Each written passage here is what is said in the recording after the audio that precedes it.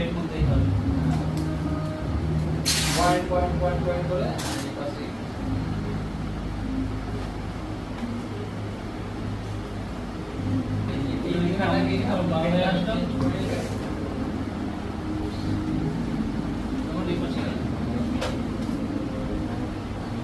এইখানে কি আমি এটাকে এটা সার্চিং বাই